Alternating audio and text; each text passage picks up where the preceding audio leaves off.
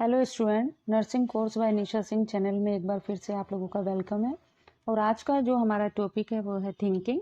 Psychology subject से लिया गया है।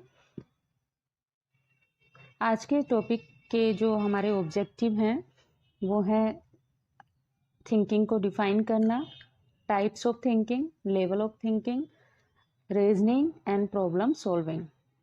सारे टॉपिक्स को अच्छे से क्लियर करने के लिए वीडियो के अंत तक बने रहिए। फर्स्ट हम देखते हैं थिंकिंग को डिफाइन करना। अगर डिफाइन थिंकिंग आता है तो हम किस तरह से एग्जाम में लिखेंगे। Thinking also known as cognition और थॉट्स इन साइकोलॉजी। थिंकिंग को साइकोलॉजी में थॉट्स एंड कोग्निशन दोनों के नाम से ही जाना जाता है। तो कोग्निशन एंड थॉट्स दोनों को थिंकिंग कहा जा सकता है। Thinking it is a mental ability. Mental ability है जो क्या करती है, किसी भी इंफॉर्मेशन को प्रोसेस करने की एबिलिटी होती है। अटेंशन को होल्ड करना, मेमोरी को स्टोर एंड रिट्राई करना और select appropriate response and action. तो ये सारा जो काम है वो कौन करता है? थिंकिंग करता है। इसका मतलब ये है कि जो थिंकिंग है वो एक मेंटल एक्टिविटी है जो हमारे माइंड में एक मेमोरी कार्ड की तरह काम करती है। ठीक, और साथ साथ में अटेंशन को होल्ड करना और इन्फॉर्मेशन को प्रोसेस करना और select appropriate response and action. It is the ability to understand other people. दूसरे लोगों को अंडरस्टैंड करने की एक एबिलिटी होती है thinking. Thinking is the problem solving process in which we use idea and symbol. Thinking एक प्रॉब्लम सॉल्विंग प्रोसेस है जिसमें अगर कोई प्रॉब्लम सामने आती है उसको कैसे सॉल्व किया जाए, इसका प्रोसेस क्या है? थिंकिंग है, जिसमें आइडियाज़ और सिंबल्स को क्या किया जाता है? यूज़ किया जाता है और प्रॉब्लम को सॉल्व किया जाता है। नेक्स्ट हम टाइप देखेंगे थिंकिंग के। फर्स्ट जो टाइप है वो है concurrent thinking. It is a kind of thinking which is possible only when the material related to problem is present in front of person in some kind or form. इसका मतलब ये है कि जो कॉन्करेंट जो थिंकिंग है वो किससे रिलेटेड है?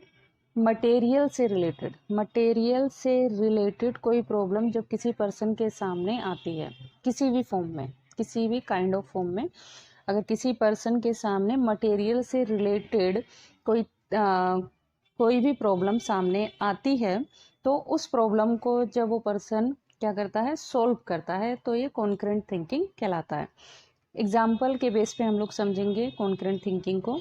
Most of the mathematical problems are solve with the continuous working on paper. Such type of thinking develop in initial stage of development. It is the primary mode of thinking in children. जैसा कि हम जानते हैं कि mathematical जो math जो subject है उसकी जितनी भी प्रॉब्लम्स जो होती हैं, जो क्वेश्चंस जो होते हैं, जो न्यूमेरिकल्स जो होते हैं, उनको कैसे सोल्व किया जाता है? उनको बार बार करने से, पेपर पर उनको बार बार रिपीट करने से वो प्रॉब्लम क्या हो जाती है? सोल्व हो जाती है। और मैथ के जो क्वेश्चन होते हैं, न्यूमेरिकल्स जो होते हैं, सोल्व हो जाते हैं। ठीक है, तो इस समय जो एक छोटा जो बच्चा होता है, ठीक है, वो बार बार क्या करता है? उस चीज़ को रिपीट करता है, प्रॉब्लम को जो मैथ से रिलेटेड है पेपर पे सॉल्व करता है, और एक दिन ऐसा होता है कि उसको वो चीज़ उसकी सॉल्व हो जाती है, बार बार उसी चीज़ को, प्रॉब्लम को सॉल्व करने में। तो इस वाली प्रॉब्लम को सॉल्व करते समय उसको कौन सा मटेरियल चाहिए? उसको पेपर चाहिए। तो पेपर अगर उसके पास है तो वो इस वाली प्रॉब्लम को क्या कर लेगा? सॉल्व कर लेगा। और इस तरह की जो थिंकिंग है वो कब इनिशियल स्टेज में ही, डेवलपमेंट के इनिशियल स्टेज में ही चिल्ड्रन में दिखाई दे जाती है। तो it is the primary mode. तो ये प्राइमरी मोड होता है बच्चों में थिंकिंग का, जिसको कॉन्करेंट थिंकिंग कहते हैं। नेक्स्ट थिंकिंग आता है abstract thinking. It is the thinking which is possible even the absence of any material in front of person. It is possible with the image, concept, language. It does not require the object and situation in real form. इस तरह की thinking कौन सी thinking होती है? किस तरह की thinking होती है? जिसमें मटेरियल से रिलेशन किसी प्रकार का नहीं होता है। इस वाली थिंकिंग में मटेरियल नहीं होगा, लेकिन फिर भी पर्सन क्या करेगा? अपनी उस प्रॉब्लम को क्या करेगा? सॉल्व करेगा। ठीक है। और किसके बेस पे सोल्व करेगा, इमेज, कॉन्सेप्ट और लैंग्वेज के बेस पर। और इसमें क्या है, ऑब्जेक्ट और situation, it does not require the object नहीं चाहिए, सिचुएशन नहीं चाहिए इन रियल फॉर्म में, सिर्फ वो इमेज करके ही उस वाली प्रॉब्लम को सोल्व करने की कोशिश करेगा। तो ये क्या कहलाएगा, एक एब्स्ट्रैक्ट थिंकिंग कहलाएगा। इसको अब एग्जाम्पल के बेस पे हम लोग समझते हैं। आ nurse as a student is given hypothetical problem to solve that if some emergency develop with the patient and doctor is not available, then what she will do. With imagination she will construct with problem in her mind and will solve also in imagination. It is abstract thinking. As the child grows to adolescent stage and abstract thinking develop. एक student nurse है, उससे पूछा गया कि अगर आपके सामने एक प्रॉब्लम आ जाती है, किस तरह की प्रॉब्लम आ जाती है कि डॉक्टर अवेलेबल नहीं है और इमरजेंसी के अंदर एक पेशेंट आ जाता है, तो आप उसको कैसे हैंडल करोगे। तो वो स्टूडेंट नर्स क्या करेगी, अपना जितना भी इमेजिनेशन है, अपने इमेज कर करके कि मैं इस डॉक्टर नहीं है तो मैं किस तरह से पेशेंट को हैंडल करूँगी, वो सब कुछ बताना स्टार्ट करती है और अपनी उस प्रॉब्लम को सोल्व करके दिखा देती है कि मैंने पेशेंट को कैसे हैंडल किया। ठीक है, तो बिना मटेरियल के उसने क्या कर दिया, अपनी प्रॉब्लम को सोल्व करके दिखा दिया। तो इस तरह की जो थिंकिंग जो होती है एडोलेसेंट स्टेज में डेवलप हो जाती है। जो चाइल्ड ग्रो करता है एडोलेसेंट स्टेज में, एब्स्ट्रैक्ट थिंकिंग बच्चे के अंदर डेवलप हो जाती है। तो it is abstract thinking. Next, logical thinking. It is also called reflective thinking. It is usually done with some reason and logic. These logic and reason are found with arranging the facts and figures in a sequence. Logical thinking को reflective thinking भी कहते हैं। और ये usually कब logical thinking कब होती है, जब इसमें कुछ रीज़न और लॉजिक होता है। रीज़न और लॉजिक को फॉर्म करके अरेंज करके फैक्ट और फिगर के सीक्वेंस में इस चीज़ को डिफाइन किया जाता है लॉजिकल थिंकिंग को। एग्जांपल से हम समझेंगे, आ person give logic for his faith in God that such a vast universe is run by force and that force is God. This thinking always proceed towards a goal with the object to solve the problem. एक person है जो जिसका logic faith किस पर है, God पर है, भगवान के ऊपर उसका एक लॉजिक फेथ है। और वो ये मानता है कि इस पूरे यूनिवर्स को, इस पूरे ब्रह्मांड को कोई पावर है जो क्या कर रही है, चला रही है। और जो वो पावर कौन है, वो गॉड है। ठीक, यही थिंकिंग उसको क्या करती है, किसी भी गोल की तरफ आगे बढ़ने के लिए क्या करती है, प्रोत्साहित करती है, ताकि वो अपनी प्रॉब्लम को क्या कर सके, सोल्व कर सके। उसके सामने कोई प्रॉब्लम आ गई है, लेकिन उसने अपने माइंड में एक रिफ्लेक्टिव थिंकिंग बैठा ली है कि कुछ भी हो, कोई भी प्रॉब्लम मेरे सामने आए, लेकिन गॉड मेरे साथ है, भगवान मेरे साथ है, इसलिए ये सारी जो प्रॉब्लम है ये सब कुछ क्या हो जाएंगी, ख़त्म हो जाएंगी, क्योंकि वो मेरा पूरा साथ देगा। तो ये लॉजिकल थिंकिंग कहलाता है। अब नेक्स्ट हम देखते हैं क्रिएटिव थिंकिंग। क्रिएटिव थिंकिंग क्या होता है, it is a kind of thinking which proceed toward some novelty, various invention, discoveries are the product of creative thinking.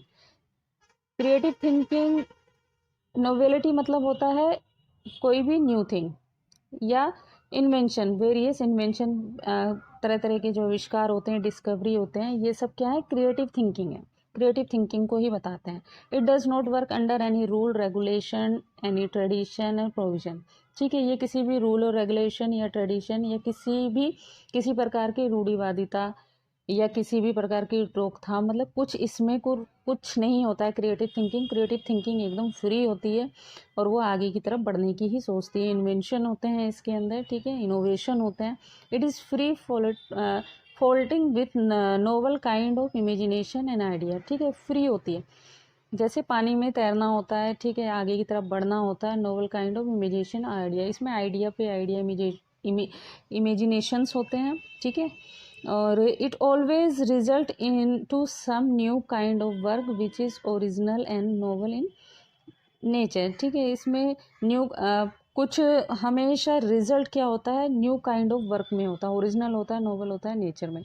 For creative thinking average intelligency is required. Creative thinking में क्या है, average intelligence चाहिए। जो intelligence के जो classification होते हैं कि इतने से इतने में, इतने से इतना उसका मार्क है, तो एवरेज जो इंटेलिजेंसी है रिक्वायर होती है किसमें, क्रिएटिव थिंकिंग में। However it is the independent from intelligence.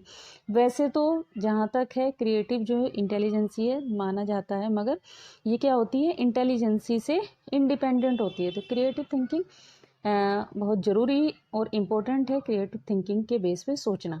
Okay, next, autistic thinking. It is internally focus self centre thinking. ये क्या है, एक सेल्फ सेंटर्ड थिंकिंग है जिसमें इंसान इंटरनली अपने बारे में ही सोचता है, अपने से रिलेटेड ही सोचता है, बाहर से उसे कोई मतलब नहीं होता है। It is not stimulated by external stimulating condition. कोई भी एक्सटर्नल जो स्टिमुलाई है उसको मोटिवेट नहीं कर सकता, वो अपना इंटरनली ही रहता है। Thinker does not respond to external environment. जो थिंकर जो होगा वो एक्सटर्नल इन्वायरमेंट में उसके कुछ भी होता रहे, उसको इससे कोई मतलब नहीं होता है, वो जो है सिर्फ अपने ही विचारों में रहता है। It is also consider kind of abnormality, और ये साइकोलॉजी के अनुसार मेंटल हेल्थ के अकॉर्डिंग ये एक अबनॉर्मलिटी कहलाती है। ठीक है, जो ऑटिस्टिक थिंकिंग होती है। These individual are inflexible in thinking and mostly introvert in nature. ये क्या होते हैं, इनफ्लेक्सिबल होते हैं, इनकी थिंकिंग को हम चेंज नहीं कर सकते हैं, और इंट्रोवर्ट होते हैं। इंट्रोवर्ट, एक तो हमें पता है कि दो तरह की पर्सनैलिटी होती है, एक तो एक्सट्रोवर्ट और एक होती है introvert. Introvert personality autistic thinking होती है, ठीक है, नेचर में। नेक्स्ट जो आता है हमारा लेवल्स ऑफ थिंकिंग आता है। लेवल्स ऑफ थिंकिंग हम अपनी नेक्स्ट वीडियो में देखेंगे। आई होप आपको टाइप्स ऑफ थिंकिंग अच्छे से समझ में आ गया होगा। Thanks for watching.